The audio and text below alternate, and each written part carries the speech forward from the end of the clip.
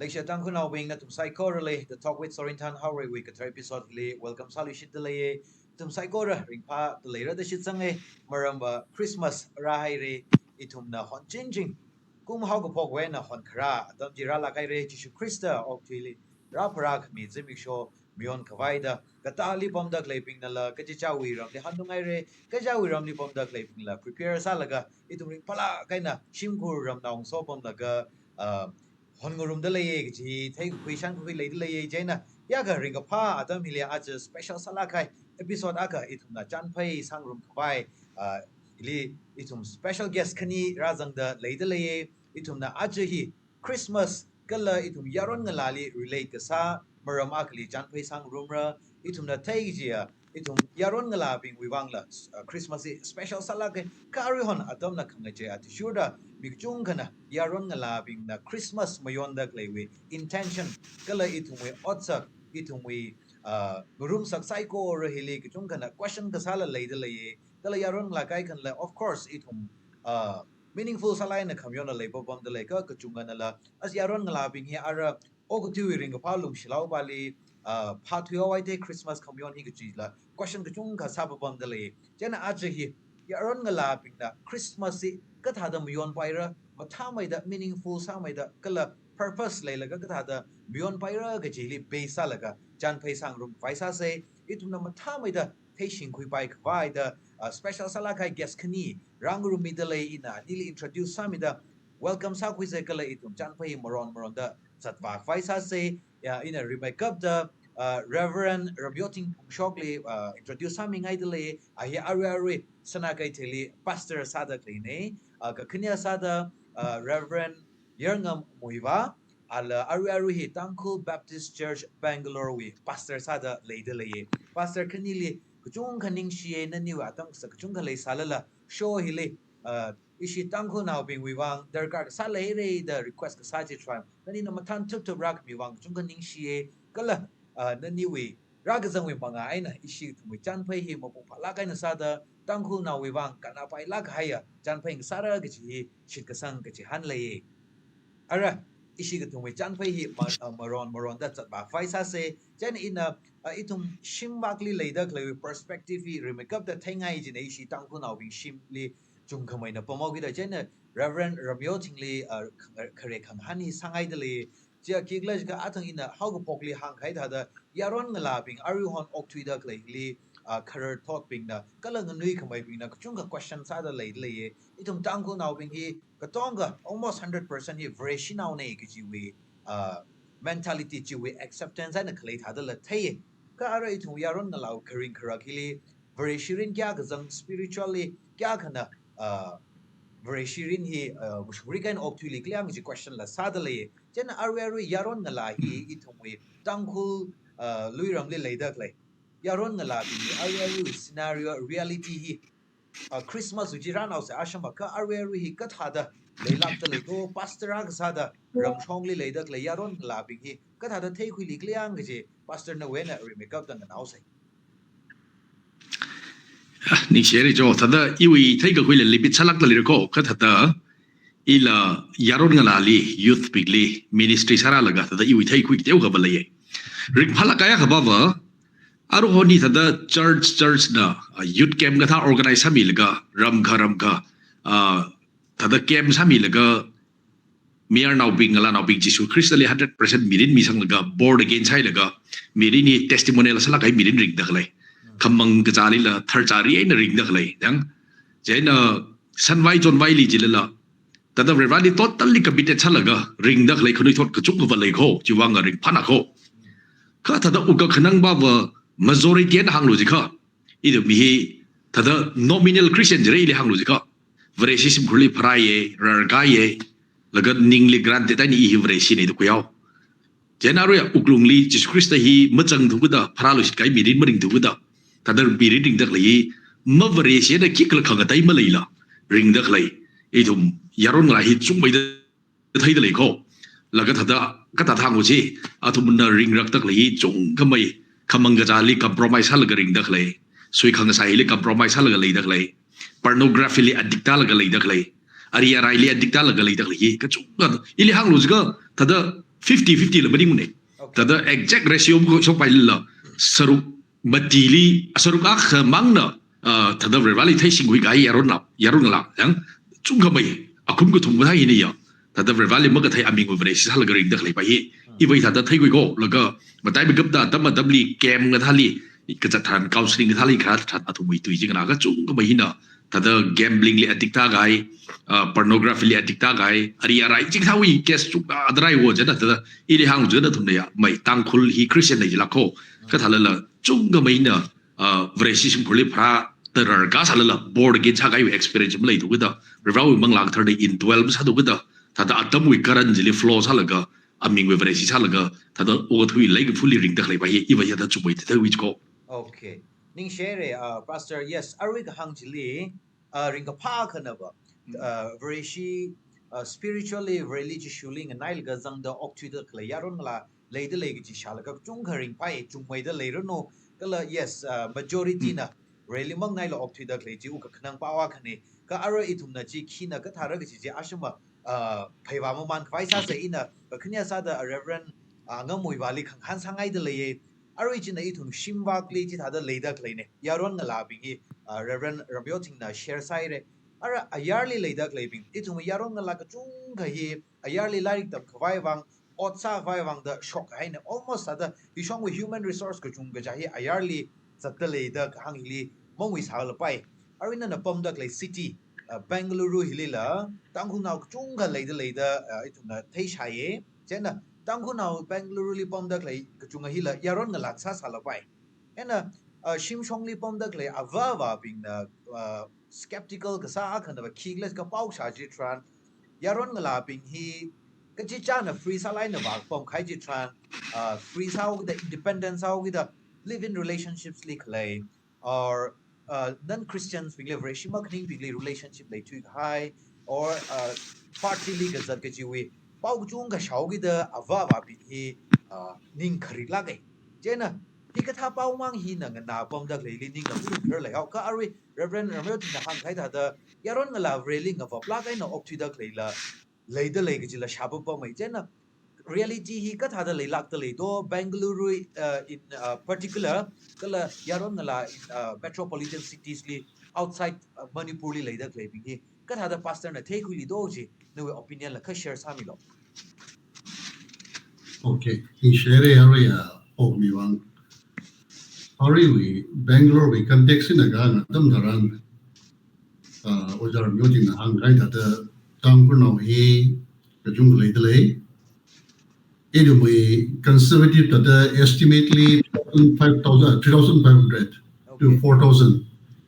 that they le de le we dum kaum sa de le Ari gang da issue we dealing de le hi awa being in a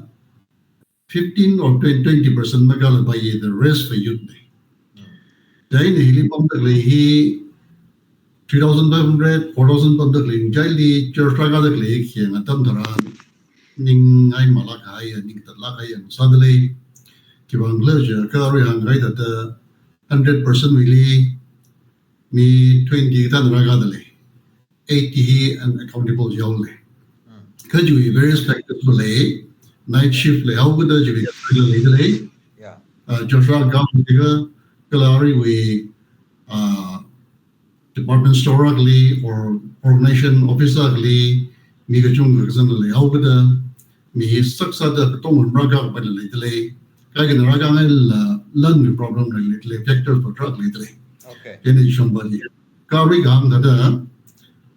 mai he we scenario he like here atam tharan ning lum la ka hai ai tum traka da masam pang da le ka hang da the revolving of a plug hai revali mangali ka hola ka hai ya le pang le ka chi ratio ke na dan ran ba idu ma chu hi just from rapport du da ya ri lim zang du da sports ka bara da ko rum ji ka ba ma tem ra hik ta ke na dan ran ngai le le Kalari hang the clay that live in relationship magli meaning mane your target daily address later clay or kangde we undesirable activities only titali she you look at the meaning mane pau shadale Okay. Mangazali la paye idum night ride or dawn ride at the beer in and imam la right here the la hila feel right out sa the shong phum thau the hikta we the sweet of chung le le Okay. idum at the truck le China town we city we scenario hila at the ning ga za the chung le ke jaba details at the next the ham man no Okay. Ning share pastor arwi nana Bangalore we ka shop da zang hang mi da le hina itum le chung ka enlighten sang zak da le itum na ka thalak la da verify sa mi man da le wang ning shi arwi nana le akang ga han chanau ke ara Christmas rau gi da yaron ngala Bangalore li pam da le or city ka te pik da somehow relate sam rau with the queer environment hi kala matala ga na city li pam gi da ka sui la chung mai da ram rau you take quick up ningli observation li tena Christmas si yaron nga la sa da ka thada muyon akava ka thada muyon khuya akava meaningful sa mai da muyon khui pai ro do Christmas si yaron nga la pi wang ka chi ka tha ni do ka chi ka tha dam do ka chi hi no wi thei ko khui li hang ming sa ngai ka la chi wa ti shu da I thum yaron nga la pi hina ka thada ka khlat lai la ka haya to ka mi adam na sa pai ro ka ji ji no we na ka share sa mi do Christmas adam hi mataila gaya worshiping wang event nak nei jaina Christmas si mapung bala ke na katlate chokla ke na miyon sa mai lage je wang ni si church we context na ga matam daran idum hi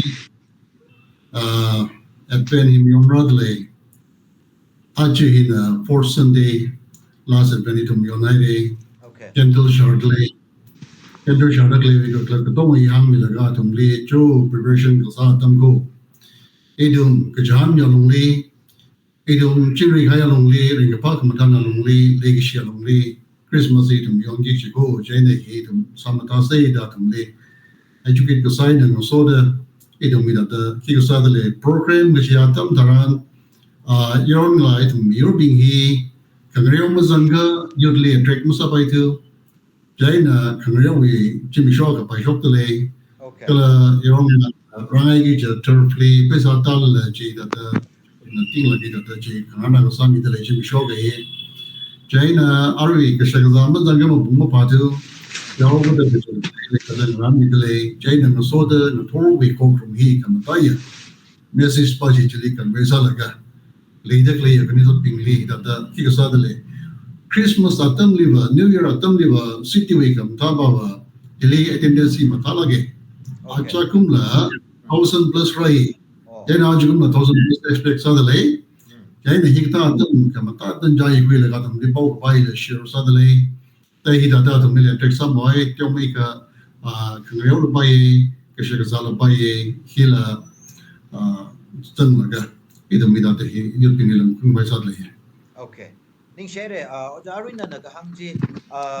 Uncle Baptist Church Bangalore we preparation kala program update it yom ka share sa ka arwi take ngai ban of yaron ngala bing wi wang yaron la bing in a kisa ka wa kala itung klader no or be it kachikta ki otsa kata initiative or kachikta activities ang lago or kisa ka wa itung klader wi wang hi yaron la bing wang hi Christmas si sok mi atang sa pai ro do it wa meaningful sa Christmas sa ro do jila ka hang mi thalo Yo go magasada iwi kamada ya concern kala ka ho ba Christmas message si Bible ikran pa ki matam daran itum na Luke chapter 1 verse 28 li kazimbu merily Gabriel na ring palu hang han ngaibu Bro na naling so mi delay the chitu pa ya tam daran comforting sanai Jaina ina hengzali na kimachukla jaga iwi member bing na Rebrawi Martha we sister Mary dada Jesu Christa we praising the laga Rebrawi Jesu Christa we teaching kangana ka gau dada Christmas we season hili saya ka sai na so dai dada Rebrawi kring tu ipa laga mete salaga hon sigaja Kisada Christmas hili kazingu Mary li kazingro Gabriel na Bau kamalana tui ring palu heng han ngaibu pro na nali so mi dele ji aju EU dang group shop ra de kle khani to bi chino mi ro li za de ma ang la ki ga tha hang ni wai wang ji ga tha wi ga hao le ji ga zhong ji yi wi ning li burden la gin le jaina idum na chi ta wi ga hao le ga Christmas celebrate ga za dam daran Christmas the business as usual madam re ka ga ke ga ha ye ring pa khai la ga ha ye Ishu Christian na kura kami wi legacy kamatan cheering high kala mo bunga pa mi rinji itum enjoy experience ka sa sam bang che na chika thawi ka hau jalong li ngarai laga Christmas di celebrate sang sana ye adang hang dak le pa za kan ryo do da jiba skin ceremony kamata ye baba Rirvana Mary Lee ka hang da chika thawi ring park ma so pa ji New City Metro Cities Bomdade Kanita Pili, Chika Pawi Masochi, Kaholaga, some of the Sangai Yakumini concern. Okay. Ning share. Yes, it Yaron Labinga, Saran Baran, Hakbi Kaiji, Junga Ripai, Ning Shainar, Reverend Ramyo Tingli, Hangali Shitale, originally Kamarai question ne. That's high sal it me abomili are examples are Sanagate Baptist Church, Reno itum tangful now ishi Ishongli Bomda Clay. Yaron ngalabing wiwang kata ada kimo mengeran likala kala Yaron ngalabing ina kisa kava itu hili bomda claiming yes iwak pa hili city mat hatu bida itu me facilities avenues tiawe kata salala kisa laga itu wiwang hi meaningful kasa Christmas kasa bayar do Yaron ngalabing wang keci kata initiatives di zangga ki program li wala or kali kiki kasa laga ki paling soran kata keci kata sa kava itu he kai kang kai Panit nasada itu bang sok miadang sardo.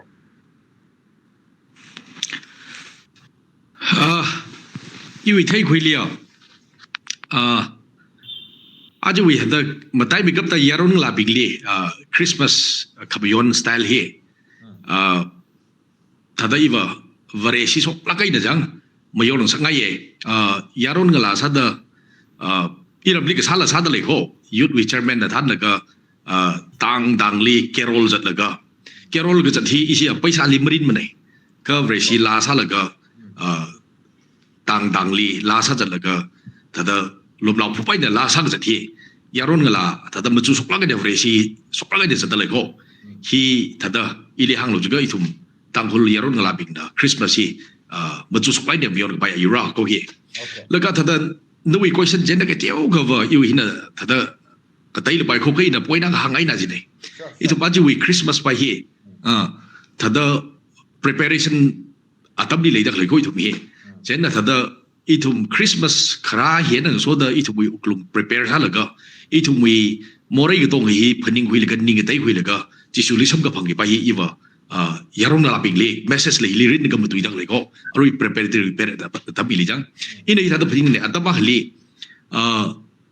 2000 I Delhi li pam sai Delhi li ga pam matam hili I hi atam jeli khamang ga hi lai ja go I thu so daw mi thruk sini hi fu tai that la ga mangja la ga pam dak le tam hi le ro ya ojaring phami king wo sirui li pastor sa li pai ana Delhi we chaplain sa jine aroi ba hi I thu we apam jeli yaura ra jine go ana warning ma milak la jena hi ra sura da le da na 5-10 minutes bangali phone grane jena I thu mi tada simli leidak lei khamang ga cham tha ga dong ji aro ya kyang lu sok phala khui laga patrum li khunuk li chang hai sar laga fu tai cha dai sa ji a khui asi ga dong ji khui laga patrum li chang nam chang sar gai do ji tha laga roi ba ahira chang reu da I tum pam dak lei ji I tum wang mring pha je la chap le da ga sa wi re ka pha ba lei ri la ning li khang ji yang ka thring anara ba patrum li chang so laga I tum wi cham mi thai ga fu tai cha gai thai ga ji wi khang ji bai na ana itu beli 15 minutes plan rasa khang rupi itu hangari ga pham moment mang sa lui la ning chot be gap ji tension le be gap ji moment ga sai dai te ki ga bang ning sai ko ga example ko ji ki wang le ga Jesus Christ ira pra ida ra dale ji tharan itu mi na itu mi khyon khabang bang pat la morai wi mirin li ring ga khamang ga jali khangari khangarai li ari arai li itu na ji ma tharar la li sa ga ji sura ga phra ta bi itu wang ga riga pha tam moment mang sa lui la I thu wang ga ningli ka ta dang ning re be kap ji la sa bai ko je dai ba yaron ngala bigli Christmas wi atam parent hili ta da rally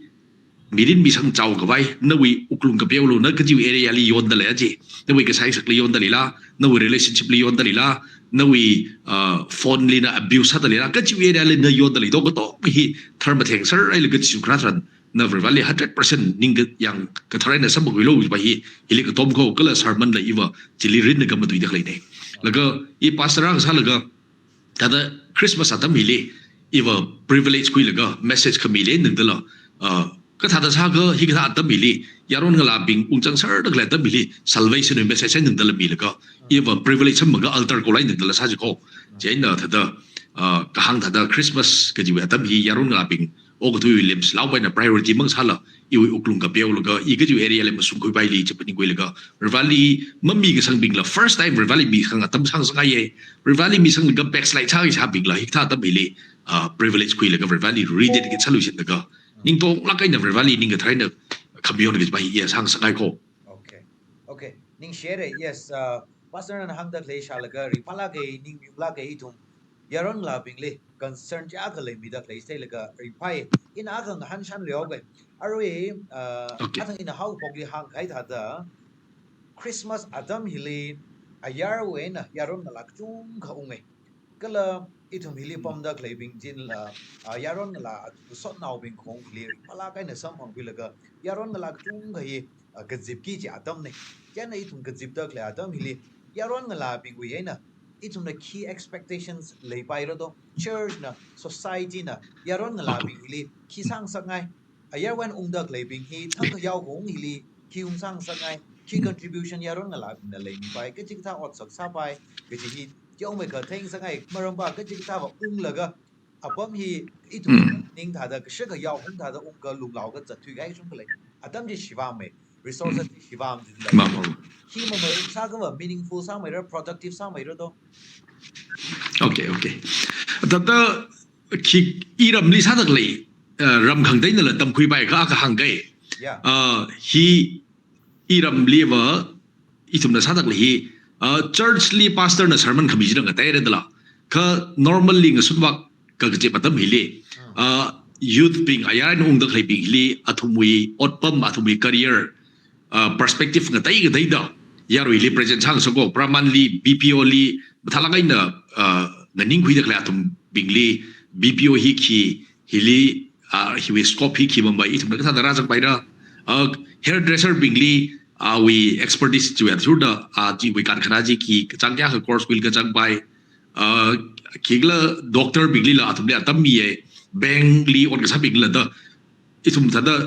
praman li chibik so phanga Christmas chibik so butum new year chibik so khani jaw se ta ga chibik so butum hi perspective ka dai da to be expertise bing dina atam khui la ga ground le leng fully ka to ga chip ka chipa ji sa ko jeni bai yu ka pring le ta hi meaningful sala kai atum be resource ji tum na ram wi wang la ka chu ka benefit sam ngai je ji iram na roi sa da klei kan kana ha ko aroi thada na khang thada athum hili ithum na ki expect sa gala ga iwa khrui thot ping le da ka tom ngai ji ne aroi ka sung gai ne tam su hui gai na ayara bai na ramliung la ga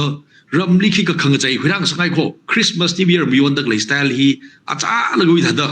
itum chini kurli paisa ga chu nga jing la ga hai sang da klei jang itum nga ya gathering bam la ga lum silau sa la ga ka jing thang da klei ita da beyond jing silai thum khang chai khurang sangai sukra da klei khoni thot ping ina here jingum hang thru kang sidi ga gai bing na mu khiram re chen ayar li tam su gai gai o go thui wi ka sok ka jang thai gai na thum big na ramli ung la ga iram na muyon na klei Christmas style hi ka ta da sa ga meaningful sa mai ra gathering bam sa la la ka ta da sa ga itum ta da vareshi hokla gai na lum silau sa sai jim nim ko ka itum ram ga chung li gathering ga bam hi ta ma kam na sung na ta da dirty sa la gai music jo hon ga dance sa bam jang la ga da lum silau sa miar now bing na penti pra sang la ga sinau wi ta da penti ko chung la ga stage ki sok la ga jili ga long la ga jili reng pha bam hi ga tha wi ta da ka ta dang chi hi ga tha wi itum wang ba kana la ka ji gathering pam la ga ka jing thang yaron ga la ta da avu ba mug bam dam ni ka jing thang la ga ji ta da lum silau sam bam la ga khyon khambang la ga chung ga sok ga bai ji hi khan nei la je na ye ba khnoi thot ung da khlei bing hin da hi ga tha hi khang jai rang sang ga ye ka tha da sa ga itum hi Christmas meaningful sa bai la ga gathering bam sa la love song sa bai ne mu jim ne ka tha la ta da decent sa la kai na avu ba la pam rom ga bai chi tha wi jang chính thà chỉ khởi thoát bình nào khuyên rằng ai cô người xuân vang games càng réo gì sao là khởi hun rock radio heng kia đây sao là sốt là cái đó người xuân chỉ mới can thuê cái cái này game sao là ít thùng vang đó moral lesson đâm khui cái bài chính thà cái đồ gì anh hun khởi thoát bình nào là cái rầm li khang cái gì khuyên rằng ai cô chi ni li thùng này cái này là spend sao đó chính thà chỉ lý cái thật sao cái thùng này thùng gì lần xin được bổng li là phá không phải bổng li divert sao là cái lần hi chín ra ia hikai cái tông hi ra thằng lại khởi thoát bình hin là chẳng hả cái số chẳng thấy cái này các số ngọc biết cái thật beyond li compare contrast là cái rầm li thằng cái gì khuyên ra mình sẽ cái li vợ chỉ expect sai gì vậy người nào okay ning she yes thala khai points share sa mere pastor galan na ram li sa dak le chi thala ke ram ke te bing li la replicate sa pai na de le de khui ina da itum akai na ka khamatha share sa ga tam khui ji hi itum na areri darkar sa lak dak le ne ning share ram ke te bing la hi follow sa lak no ji hi ya ka tom sangai de le ina reverend angam li lang hangai li shit pawam la ari jing right ta question na kan no shongai na ba ari example no we yaw naw bing yaron ngala bing ka cha wi ram li ngau gi ji ne ari atum na khong ji tran city li rapom laga atum na khi tam shukui da city wi ara atum na city wi image ji khui ung gi da klei ne ka ji ka tha image khui pung laga ung sangai atum we ne khi kham tha tam khui pai ro do shimli pom da klei bing ina kala atum ung ga jang ji tran shimli pom da klei bing ina atum li khi sa ming sangai shimli pom da klei bing ava wa ro no church no yaron ngala bing so naw bing ro no atum li ki ka thai na sa murum laga atum we na kham tha shok pai ro do ji la thengai ye ai thum youth bing hina matalan youth bing hina ramli khiung sa ming sangai no yaw naw bing kala atum han ga ga ji tran hiuli khiung tam wi laga Tangkul Baptist Church Bangalore kala tangkul naw ji le da le ka ji ka tha tam shi khui khai kham tha hi han khui ka ming sangai do ji tiong me ka share sang sangai Amadaya da Devi concern baba patamli sang sangai ba romli ko ngatam daran mi kumo kang jane yali pang bili yang ga jong mai yang ga yi kang jane dai na yali pang bi unrai je ka kiki ga ku ni da ta kin pang bi ni ni ya ko ngatam daran da shimni kan pai masai la ke saben dang da shim ni jang la ga or hostelisim banglaga kathambilism banglaga IT share sang rok laga inputs kamta kmiji ki sang sangai lagi tel kamating long sang khang sakki ina thungli hili from time to time hang le creamy layer ina ching ozai tungmi tate ka te wei dai na kyo ka privilege lam thami da sam bang le au da jaina ramni ko ngatam daran ram mijili da mu mur maila ka tel kamating long sang da matha kamaya chi kamaya pak kamaya ji ring te wai ji pa ji atum ni da ji hangi kala ina da hangji ji pa wa kim liung laga na han gra dam daran ram no ni mis masam na ja ka na impact le du re ba ji thailo ji ba ji da atum li ina hangi ka ram ni ga shu maung bam na ba ye na ja tui ga dam daran as akung te ajatui ga yi mi sana ja ga na impact le dle je na impact ya tabu zalo ji baji ta tumni hange ye na ko matam daran khamatha ji ungdam te gi ne ji maning la jam jam ni barbecue yara da western way na ke je na la tam gi man la ga barbecue da ma zang ga mu ma ba da dai na shimli ko matam daran group na krali da sa ga da be da ka jana da le ga be dai na jig da ji bo shaben de grace masagi ni kala ari ishi mujang noting na hang gai da iwi concern na ka ba ramliung lagai tum na ter kamating long sang sang ba mning la ka ramli sa da le ba ji da ta jali involve hum sa de gai ba ji tam sa da Christmas assembly idum social catering la ba ye kala iwi concern ngai jame idum na Christmas assembly hindi la kong laga chopai sa da le ka to mo je khiang ta daran ki message kan bai sa la jitla kala ara social media we irane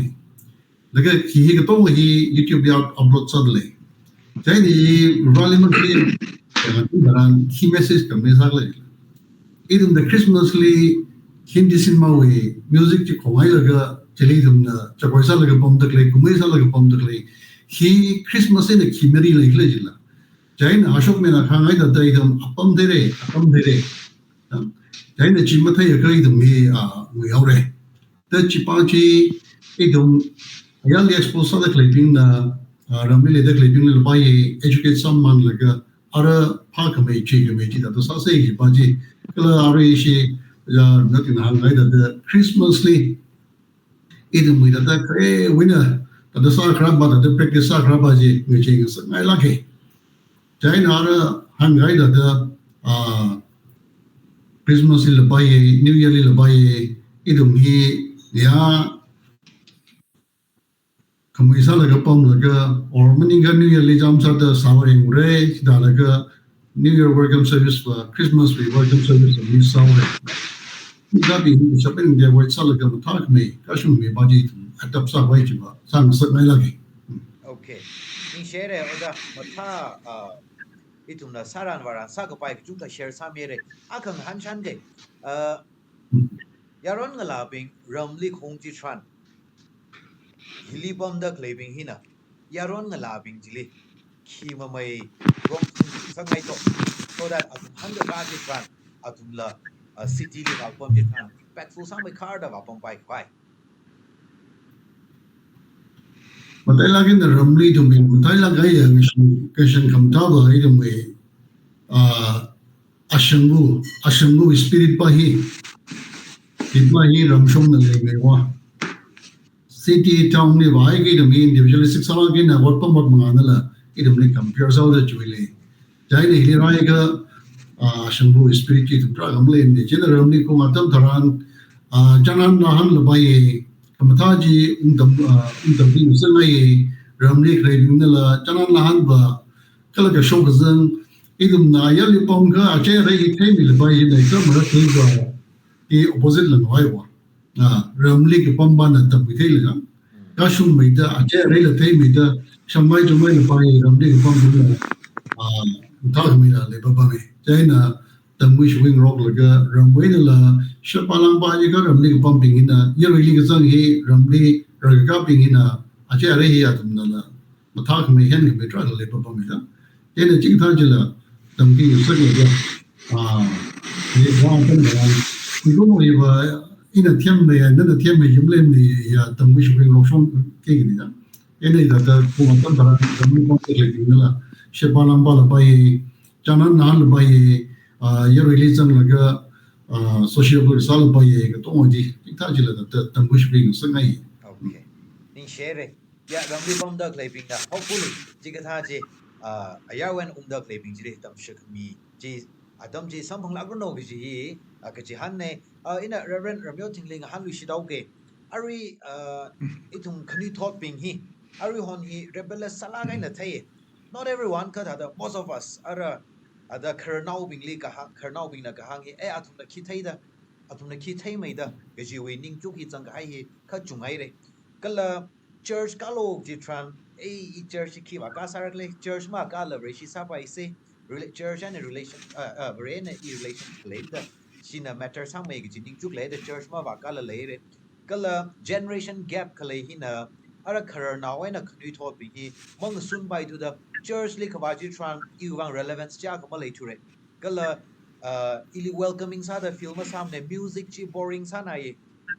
dressing style here na i church ma ka bai tu re evening chang en gi chung ka hang le of course yaron la church ka da le chung ka le ye society li chang da le chung ka le ye ka yaron la chung la church li sa da wa ngai tu ka la adang reverend angam na hang gai da ashang vele ma ga jang yaron la hi la chung ka le ai na individualistic side line ka la groupism hi le la ga group ai na ka ji cha we ding ka cha mang sa za thui gai hi te na khnui thoda ga saw wi da i thum yaron la bi le khnui thod bi le ma thai khawa ma thai shin ko wi ji la chung ka le sa pai i thum ning chuk mai na sara ga ji te na church as a sacred institution kala society hina i thum wi dong ga li accommodate sami da le aga sa da i thum yaron ngala hi da da juk da le ning da le bi le church na ki sami ka society na ki sami ga i thum accommodate sami mai pai ro do church with roles and responsibilities ki ma mai le da i thum yaron ngala bi le welcoming sa da feel sa la ga church ra ka ngai mai pai ra ang room sa li ra ngai mai pai ra worship li sa ngai mai pai ro do athang na khang ga da carol singing ga tha hi cái thà the răng room mấy bay ra ít thùng yaron lại thà the những chút lấy được lấy bình hi no we observation cái là no we opinion suggestion cái share sami đó nên là hắn ni mà tay với ta chỉ Christmas New Year hi relate cái sao cả bên cái hạt khi sen sen cái hàng to in general này hi ba ada aru yaron là chỉ thà the lấy được lấy chúng cái đi thoát lấy léo cái đó mà rằng thật ra mà tay với ta khi thoát yaron là bình hàng hay bao mày idum cái này khi sao cái i church mà gas halala thật ra YouTube cái nào là lecture không thà chỉ lấy đấy church cái hi thì bằng được cái chính là mà lấy gì là church cái hi necessary mà sao này tất cả phần những cái chúng là lấy gì này cái thà là chỉ bao giờ yon là cái mindset lấy gì đấy để hàng được cái bao giờ Jesus Christ đó ít huy mirin hi manglarin hi there cannot be a lone Christian hàng ấy lệ biang mang Christian mà sao vậy mình ít huy mirin hi spiritually ups and downs cái chúng là lấy cái bị cái này thì là illustration bia thì ngã cái mà thà là cái đầm mây chui sao là mà si phần ra cái chính rota cái bịt cái thằng ấy mà chui cá lùi ra này cái chính mây hun thuộc xin đi thay cái bác khăn bịt tay sao là khăn chui cá lùi khăn bịt tay là khăn chui cá lùi là cái mà bịt ác là cái vào đó ít huy manglarin with journey hi vậy si cái gì hi itum fellowship cái gì hi lấy pro kia lấy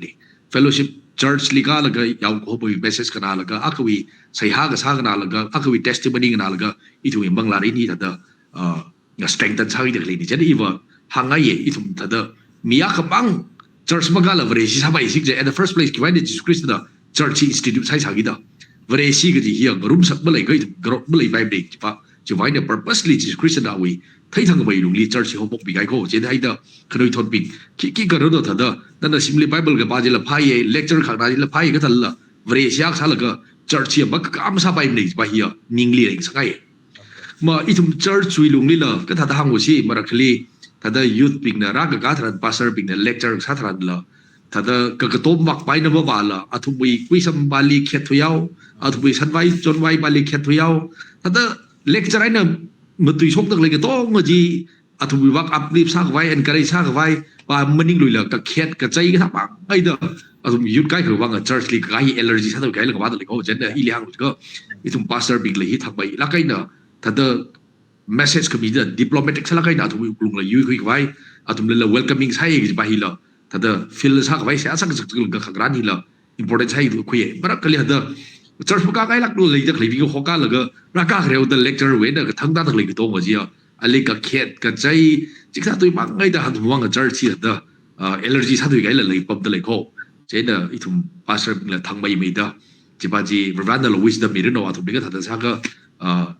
thật là church chỉ ra cái là cái gì wisdom là Reverend mấy đứa nào cái thật là mấy chỉ khởi lấy lạc khô mà thấy bên này music cái thao gì đó hàng lũ chỉ có thật là hiểu gap hi cái khả năng thật là ít we queer we system mình là thật là khó khăn là sao là cái lấy được lấy là à rồi giờ khi thôi cái chúng cái này thì bài hi boring sao này cho nên thật là hi bài hi we tasty enjoy mà sao rồi gì lại cái rồi giờ khi thôi bình là music mà là tôi không là cái đang dùng một lông từng lấy đó khả nào bình là gì except mà sao rồi lùi chẳng hi mà khi là meeting point này thật là khuyên ra đồ cho nên hi cái này khi thôi bình là ít we chặt nara cái sao lấy thùng respect sang sang cái khởi nào bình là khởi thoát bình vì tây xí là pháp ta là cái thật ít thùng khang cái biểu luôn li thùng là cái thật sao cái except sao praise and worship team the choir ba xí lấy sao là cái tây the praise and worship team là cái value là cái thùng li là space mi là cái hi wisdom der gar sai do hi formula mang vào mấy hàng lúc cái hi tasal hi struggle hi tâm mi ta lấy gì thầy cô chứ đó cái thao generation gap cái thật sao cái ít thùng mi li meeting point này đấy bây giờ thật đó, tôi thấy rằng là cái thuộc bây giờ là hàng mỹ đó có hiện struggle là lấy số gốc lấy bao bọc mà. Okay, nhưng share này reversing nên là hàng được lấy gì, aru reality lag này gì, cho nên itum generation gap lấy được lấy sung huy cái vai gì itum hi, karjan cái sa dialogue lấy gì, der cả sai được khuya pastor bình là deacon bình là ai hít giật nào cũng rồi chỉ làm sang ngày hôm nay cũng đi thoát bình là ai itum hi sami phong ngồi chỉ làm sang mình sang ngày hôm nay, thằng nên là hàng cái thật first time church raka basli pulpit when me ka thara raka le aja humiliate sa ti oi ta dai tu mi wa shan sa kai le sa tu helang vai jeni tu yaru li ka tha ka ji tu care quick me ji pai ning she ya ara ina reverend ngomling han khai ba na no we church members ka chunga majority hi ba youth sau gi da youth ping na raka ngai da le hi ki maram na sa lei do khi sa ka bara ka ngai mai da lei ka ji city li youth na church ka mai da lei hi tha ga I thung sing ma li lei da lei na khi kam kui la ga sa pai ra ka la I thung generation arui gap lei da lei yaron na lai na khni thot pi gi ka tha da sun kui bai la ga tha ga I thung mi yaron na na chu mai da church ka function sa da lei hi possibility si ke chi wen khra do ji tyo hang sa ngai ka la church na matai mai da yaron la bi wan khi sa bai mai da lei ji tha ga yaron la ka tha da athan na hang kai tha da majority just 20% mang na church ra ka lei je ra ta ga remaining 80% apart from atumi work related no ka dei ka nang ka za ji maning la makangai la lei da lei bing ji ka tha da ra ka ngai mai pai ro do church na ki effort mi pai ro do ji ba ji na we na tyo ka na ngai da lei Okay, already issue with church conduction na gang atam daran ba. We ka bai la le le issue ba generation kia ba ka hamle imre ba ba issue ba youth mang ngai de. On the issue 50 plus we issue mitra shu mang re. Okay. Ka lam gam lu ba. Jena ju kia ba issue church conduction na ba issue tra hamle du re. Are we Kani thot pingli church ka vai sa ba hi inclusive sa bungre kala tungli platform bi bungre kala tungli welcome sa hi idum kiga chiga bungre jai ne shi ba yut mang au da activities ba da tum mang na singa de le jene chong ba tra amle de ka church bra ka we chong ya tam daran matai make up the personal evangelism yoli home visit sa laga kerjaan sa laga atungdi karena kerja wangai dala extend wangai dala kekla agra shop laga abro normal banat noi wangla chikai na kerjaan sa laga kun gra atungdi atang gra hi track effective sa dala hili na somdai na ramli pam dak lai local church pastor bingila request sa ngai baba member ayar shopra gya tam daran church lim thade non samilaga jamza da Delhi gare jila Mumbai gare jila Bangalore gare jila jo siasa mige so mi siasa milaga jo pastor leli na call sa mirako na ta jena na lia sam banglo ta jila da siasa sam milaga itum milang sun mi sigja member ji bangla itum na sak mi da kuilaga kali pam dalai awi ka sak pai lela ishi evangelist le adun even airport in the big up sa mi laga tumli shim ga pain dang da itawi kang jonra le China church ni pastor bingna ida da sang sangai ayali shok hai kali pamla ji la ki la kang thi male le da ki ga sa ba ji ji sang sangai ni China ida da ma ga sa ba ngai na idong li ga sa ba ga chung le jam sa the problem face sa da ya ga hi hili ka thi ga sa ga shok hospital li kagnan ga zawang in visit sa extend ga shong wang in sa hi 80% or 90% the church li picture mak li bine church li mara kala ki bine jaina jili khirjang za dam daran atum na vai shla ge na a shili bam da jingum sangai re mai ya ida da mara kam nei jang ida vai khirjang ga chungli te hi local church we pastor we rock hak buzan ida kui idum hang sun laga godni cha laga ka sai da ka salage in hili pam laga jingum mati pamai re mulum ring makeup je khigla je ka hili pam de le ji church li thang gani da mathai la phai de ga tam daran pi ga tam daran hospital wasam bang kai gari ba kthio ko le condolence wasam mi laga chili awi krajang ga thai ka sha su ba gili ngai ma ma tam le ne kala shim shong expectation ha plug in le da hili je hota sel laga kthio ko na coffee ni na jo ku hili ngai ma ma da ning ga da ma le ne Jaina hi tum shabina dangda ramli pangdakli local pastor binda metric exam pasai re pu pasai re ayar shop ra ya tab daran kali wara kali pamra jing han gel ga tang han gaida da concern city pastor bingling sun ka bi hi ba ka hauna ye ya sam sangai nai taka local church na hi fellowship church bi kangshit la mathamira kala yauna ba jiwi journey of faith lila idum mathami de yang sang laga idum nei da Christian sa laga chi pambai hili pam de le chi da ma ka sa bing din chui timerit ki le ji atam daran hili ra laga kili Christian mulai juga da accountability mulai juga da atum self style na tom laga atum mi kring kring kimi thing sangai mani kili pam da lagi census we wai ka chung sai de kamu kuider mani tangun obin negara da sa da iglesia ka idum shimli pam da lagi we ka shaka zaba shanghai ho China dangur we dangur tuan sa da lagi bingli hanna lo re ka shaka zaba lo re lagi si dangur ni English na ram di lo de Matei vai, identity matei vai. Kalau macam ni kita tahu ni tampur ada syukur sah. Ini kita mahu nak kita milang lagi mahu kai we example lagi. Kita ada rinda lagi ya. Kalau itu kecung lagi lagi awak ada. Idam jiwang kadang ini jadi jiwang ini kesabaran nanti idam trace out sahaja. Idam kita why the ship Bangalore kan dekati nak siapa tam taran sports liba kecung caira awak ada sports ministry isi ketua itu singgah milaga. Ini kesabaran nanti trace out sahaja. Tapi itu ada thing sun paisa se kalau church shong ni lah isi we church ni tiap ni ada kang siapa tam taran isi prayer fellowship dah tang ni lagi. Jadi ni hafta kita klik ni isi dah orang kaya every week ada singgah lagi. Tapi ada ni ada thing sun laga tu ada kun kue. Jadi na kita rapping ni isi welcome sa we laga tu program ni tam ni mang lagi ada. Previous memang dengan platform ni lagi ada thing sun lagi ada jangan melihat ni kan dari bosan sekali kita selimbah kumsun tinggi bah itu menjadi berpawai kerja lagi dah jibang itu meninggal lagi itu pernah lagi. Okay, ning share Reverend normally Bangalore we reality situation itu nama thang mai kada take we sampang dalai kalau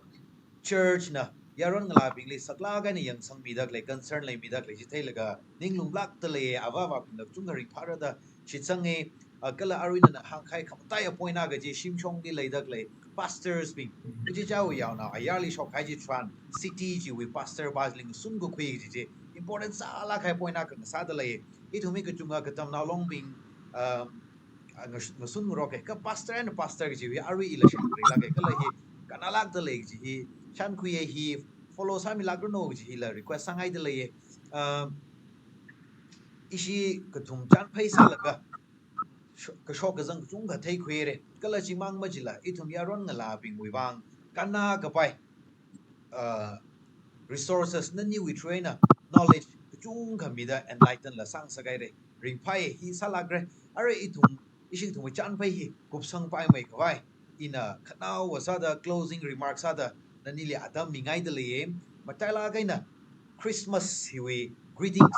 Christmas message not necessarily yaron la ka tangkul now in general Christmas greeting Christmas message bisheshaina coming sangai de le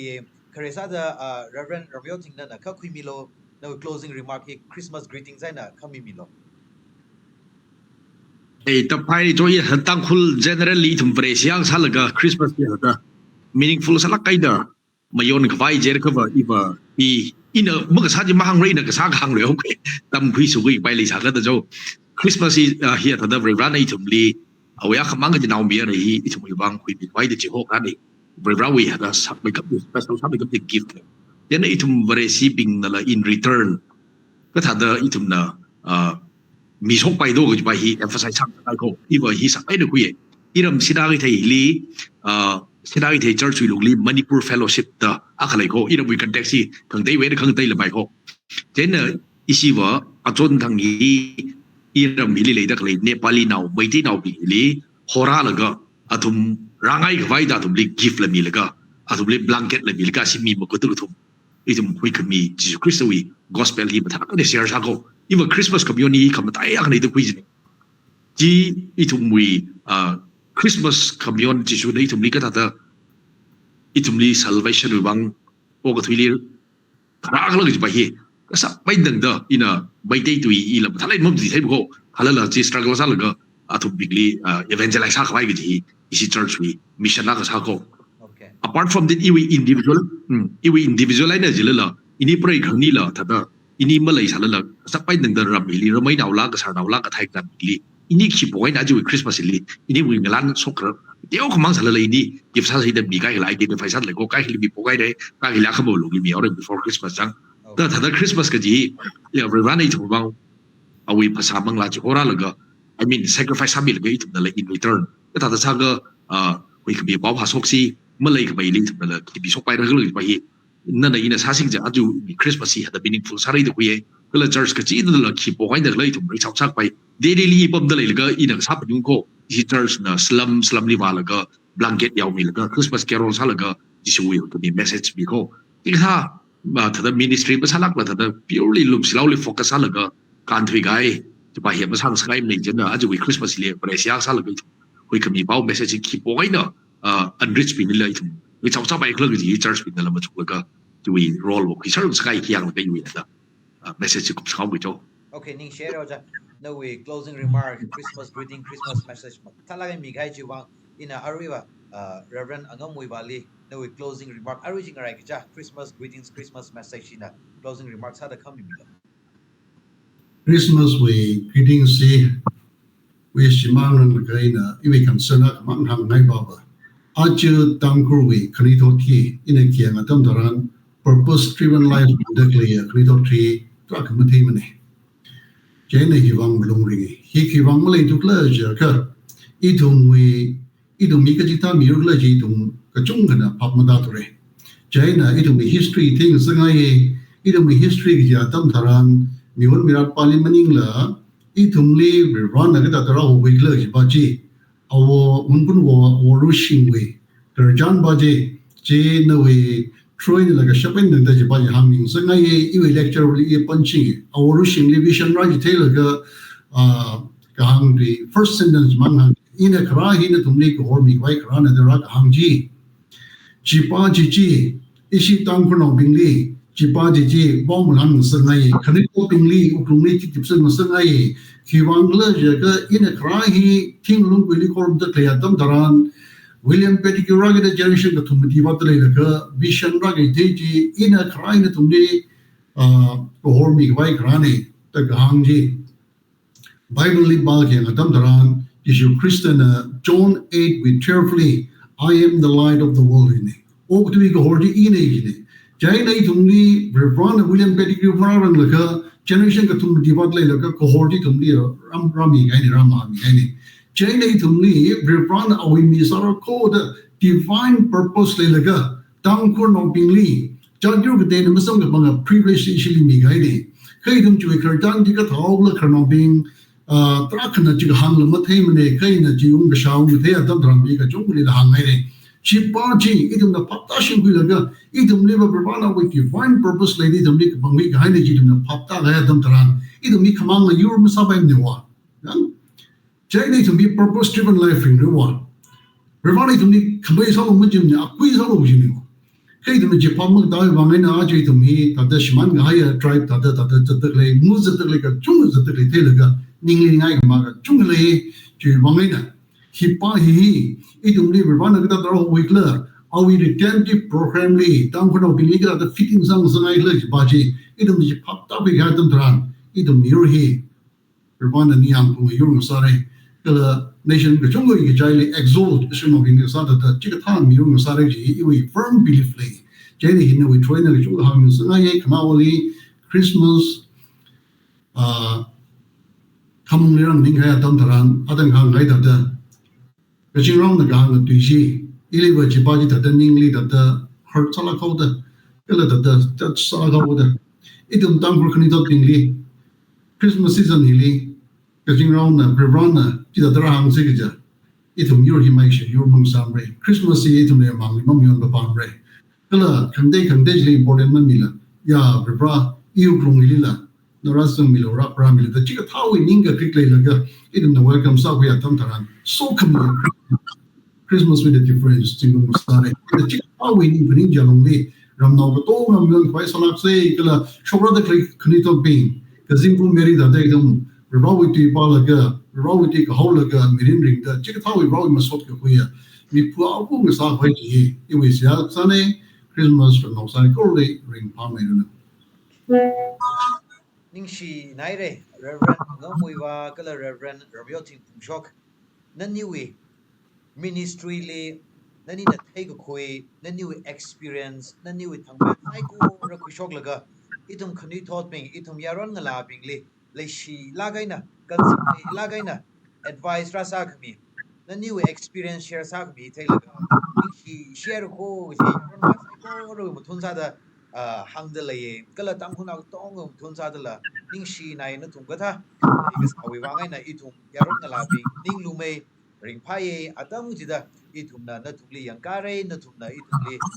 direct sa mi guide sa mi atam the important something e actually Dita talk show himang limaning la itum yaron nga labi na thum li anywhere park rajitran available sa mira da shit sange itum na miracle darkar sa sala la itum na thum li approach ma sa khaleng le itum na sa palangaw gida jena miracle na thum la itum li paramilo darkar sa laga hondak le chung khalei le re yaron nga labi and ida da na thum na concern ne la ga na le mi dak le mi jinglo adam ji da na new ministry a thai mai runo manga wa mai runo ga ji hi we sali shi da le na ni kala na ni we family li la Christmas rin pa mai runo ga ji la we sali shi da le kala aru we in ishi thum we interaction ni mo kup chaw rang ga da ma chan sangai as a viewers being thum psycho rali la ning shi na ko ishi thum we chan as a chan phe yang rum khai psycho ra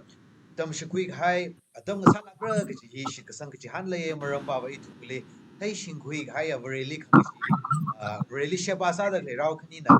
le kham ta tu share sa mi hai re I tum na yaron nga lali focus sa laga ajak sa maram ba na ba ishi society hile yaron nga lali I tu bang important sa mai tu ji resources akane maram yaron nga la hi na society hi makang sa ki ji ne future hila yaron nga la bing bang ne I tum hi maling lagai na opportunity tran itum yuri la maligra kala itum yaron nga khamli hi gore mazang ga jishu mazang ga are ma sa ke saw ga yaron nga la li importance milaga aju topic ki quick shock ne yaron nga la be itum li society na ava na kipa na ka ta da khui le ka ji chaw the shi quick sa sa la ba ka na I khla ta hi sak la ga na khui se ga ji I ba ma chang na ye na I wi bang ba tai mai tu ji important sa mai tu ji resource ne mi ka tai na li ka ta da quick la ma time na kan na I sak da khui da jiwi attitude of to say ji ba sak la ga na ma chan sang ai Christmas atam hili yaron nga laktung karam hili ungaw gida itung tangko we vibrant ka sa tangko we resourceful ka sa ye yatam hili ka thaini jena resourceful sala kai vibrant sala kai atam hi just migyan we khang yamang maningla quality lai la kaya productive sala kaya kala itung sai ko ba beneficial ka sa atam nga sang sak ngai wa ache we discussion ne quick shock ne jena atam hili itung just yaw ung laga hanba ka ma maningla kala hili pam dak lai bingla itum lum law li chang ka ku khai ba mang ning la ka example sa da itum yaron la bi group sa ku laga ka sarwo ka sari pam dak lai bing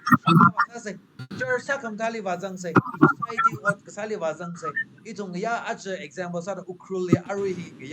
ya ka hui kha tam hili yaron la chung ka yaw thui chat ta le group ain chat ta le itum ya ka active sa da tang shim compound ya ka active sa da itum sa kam thawi voluntary service mi da le itum town term mai kwai da voluntary service ki pa mi la atam shok laga jen itum ye yaron ngala ping pang shop da lai laga kamatha atam chi ku shok laga sheba matha mai da sa se ya mi kumoli odram khang se rally odram khang se ne da la khui laga mi kumol la odram tha mai da survive sa se kala athang ishi pastor kanina itum how to celebrate a meaningful Christmas da hang kais da da itum ko taishin ko koi wa long le so mi atam nga sang sak se at ko mi Christmas league ji ina kanao sa da machan sang ngai ne itum psycho ring ka pa Christmas ka saruno kala ra da le kum tharla ma hai meruno gi ji hang laga ning share ko ji hang li shit le pa me share se next episode le sam share li shit se